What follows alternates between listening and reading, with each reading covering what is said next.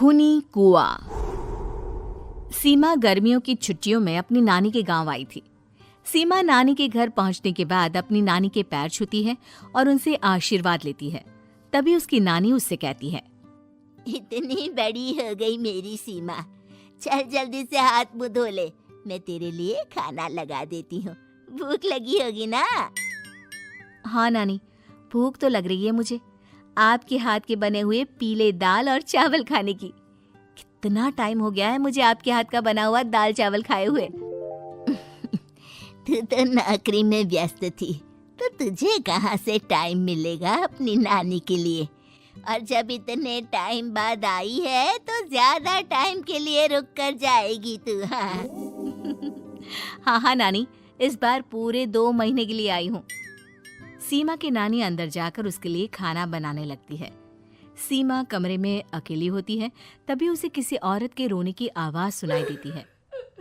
वो कभी खिड़की से बाहर झांकती है तो कभी दरवाजे से बाहर झांकती है। उसे समझ में नहीं आ रहा होता है कि आखिर रो कौन रहा है। तभी नानी खाना लेकर आ जाती है। वो अपनी नानी से कहती है, नानी, कोई औरत रो रही है क्या? मैं जब से यहाँ आई हूँ तब से मुझे यहाँ किसी औरत की रोने की आवाज आ रही है। हे भगवान, कहीं ये वही तो नहीं? बोलो ना नानी। अरे कोई नहीं रो रहा, ये तेरे मन का वहम है। और तू ना अब खाना खा ले, ज्यादा यहाँ वहाँ की बातों में ध्यान मत दिया कर। जल्दी से खाना खा और फिर मेरे साथ आ जा मेरे कमरे में, दोनों बैठकर खूब सारी बातें करेंगे। ऐसे ही अगले दिन सीमा अपनी नानी के साथ गांव के बाजार जा रही होती है। उसी रास्ते में फिर से किसी औरत के रोने की आवाज आती है। वो अपनी नानी से कहती है, अरे नानी, क्या सच में तुम्हें अभी भी किसी औरत की रोने की आवाज नहीं सुनाई दे रही? मुझे किसी औरत की बहुत बुरी तरीके से रोने और चीखने की आवाजें आ रही है। मैं बहुत परेशान हूँ नानी, आखिर ये कौन है? मुझे लगता है कि सीमा को शहर भेज देना चाहिए, यहाँ रहना उसके लिए ठीक नहीं। नानी बोलो ना, आप चुप क्यों हो जाती हो? सीमा, तू घर चल, मुझे तुझसे बहुत जरूरी बात करनी है। नानी सीमा को घर ले आती है और सीमा से कहती है, सीमा, कल सुबह तू शहर वापस चली जाएगी। अरे अचानक?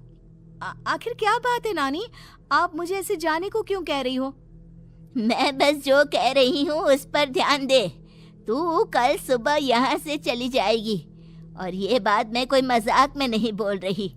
तू कल जाएगी तो मतलब जाएगी। अरे नानी, चली जाऊंगी मैं, ठीक है, पर आखिर बात क्या है ये तो बता दो। मम्मी से कोई बात हुई है या फिर मुझसे कोई गलती हुई है जो तुम मुझे अचानक से जाने के लिए बोल रही हो? देख सीमा, रात बहुत हो चुकी है और मुझे इस बारे में कोई बात नहीं करनी। चल, अब चल के मेरे साथ सो जा। सुबह की बस पकड़कर तुझे शहर भी तो जाना है।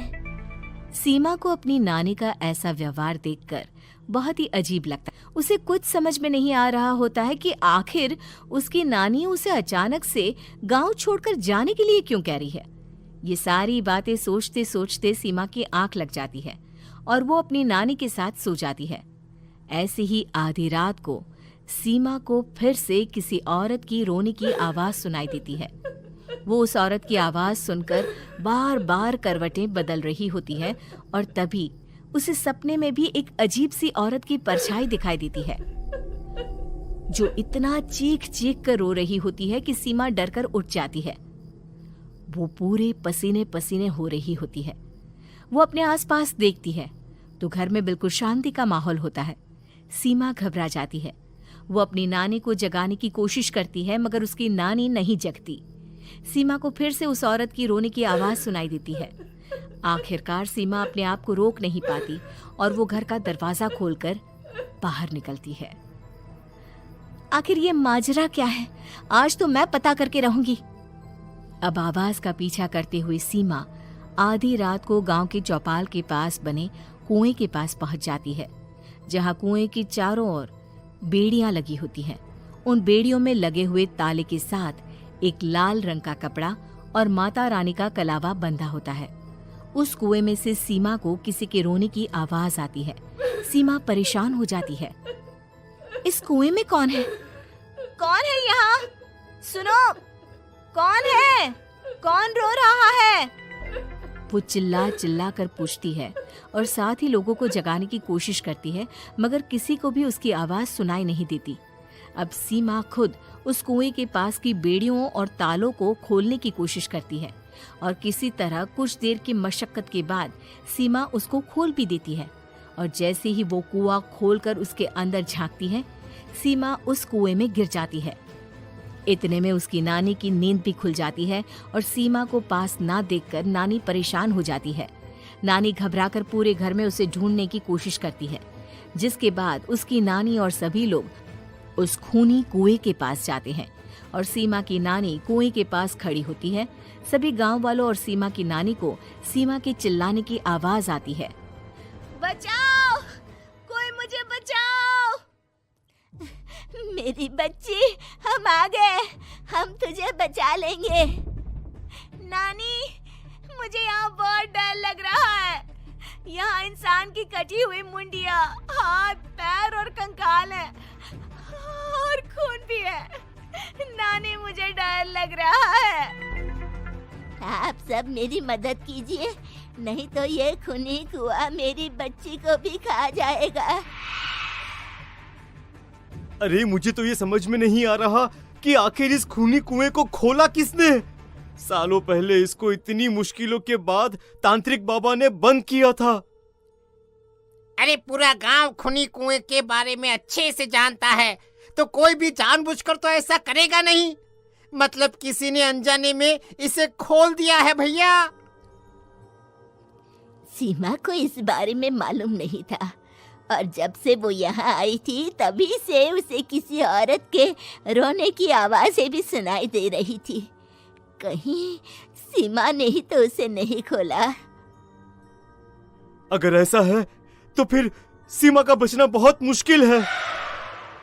वहीं कुएं के अंदर सीमा रोते हुए बैठी होती है कि उसे आवाज सुनाई देती है जो कुएं के बाहर खड़े गांव वालों में से किसी को सुनाई नहीं देता।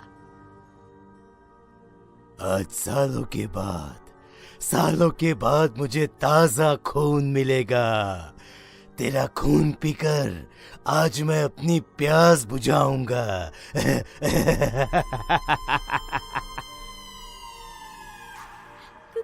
कौन है? मत मारो प्लीज, मुझे जाने दो प्लीज। मैंने किसी का क्या बिगाड़ा है?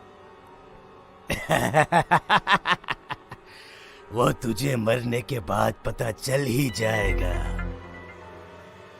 जितने में गांव वाले और सीमा की नानी कुछ सोच पाते, उतने में उन्हें सीमा के चिल्लाने की आवाज आती है और अगले ही पल सब शांत हो जाता है। क्या हुआ? सीमा, मेरी बेटी। माफ करना बहन, लेकिन अब सीमा वापस नहीं आएगी। हमें एक बार फिर से कुएं को बंद करना होगा। गांव वाले तभी तांत्रिक को बुलाकर लाते हैं।